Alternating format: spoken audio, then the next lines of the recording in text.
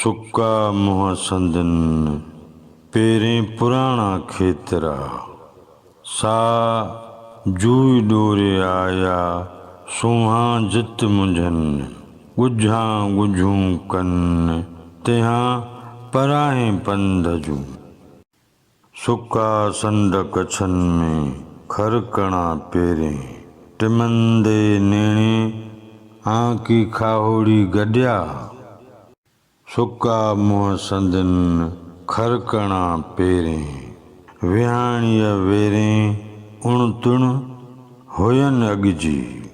हवालो शाह जो रसालो सुर खाहोड़ी दास्तान पहिरियों बैत 26 27 ऐं 28 नवनि लफ़्ज़नि जी माना। खेतरा माना पुराणियूं छिनल जुतियूं, खरकणा माना नोड़नि मां ठाहियल जुतियूं, जूए माना माग मकान या मुल्क, सूहा माना राह ॾेखारींदड़ वाक़िफ़, संड माना सांदारा या पाणीअ भरण जूं खलूं, वेरें माना वक़्तु, उण तुण हुयनि उन्हनि खे ॻणती ऐं फ़िक्रु हो, अॻ जी माना अॻिते जी। टिन्ही बैतनि जे हर हिक सिट मिसरा जी सादी सम्झाणी कजे थी त जीअं टिन्ही बैतनि जो मजमूई मफ़हूम सम्झी सघिजे। सुका मुँह संदन पेरें पुराणा खेतरा उन्हनि जा मुंहं सुकल आहिनि ऐं उन्हनि जे पेरनि में पुराणियूं छिनल जुतियूं पातल आहिनि। सा जूई डोरे आया सूहा जित मुंझनि उहो मुल्क घुमी आया आहिनि जिते जा सूहा बि भुलिजी था पवनि। गुझा गुझूं कन तिहां पराए पंध जूं इन खां बि वधीक ॾुखे पंध जूं ॻुझीअ तरह सलाहूं कनि था।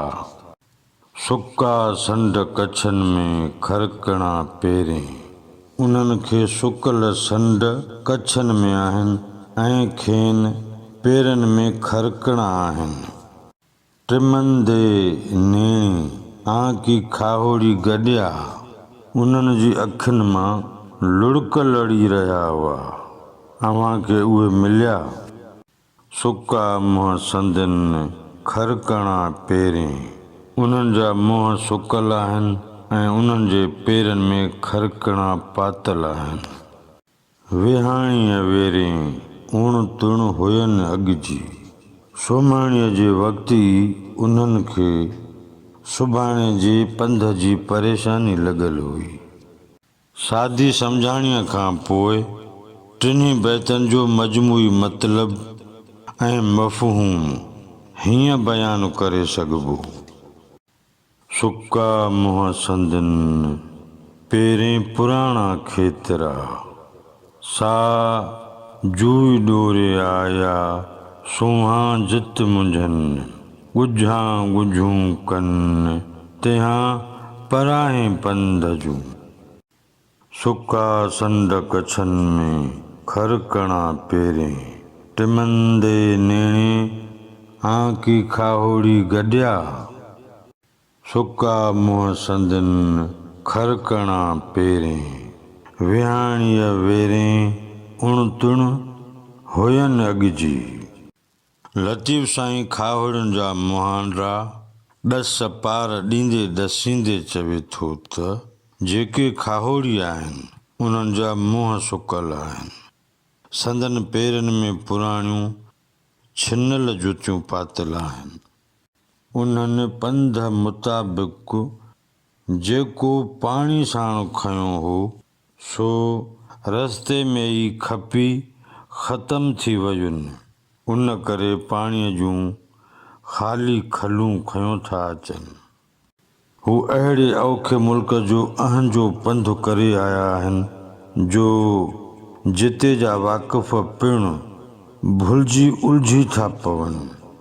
हू खावड़ी अहिड़ा मुहिम जूं आहिनि जो अञा बि पेचीदा पंध जूं ॻुझीअ तरह सलाहूं था वेठा कनि।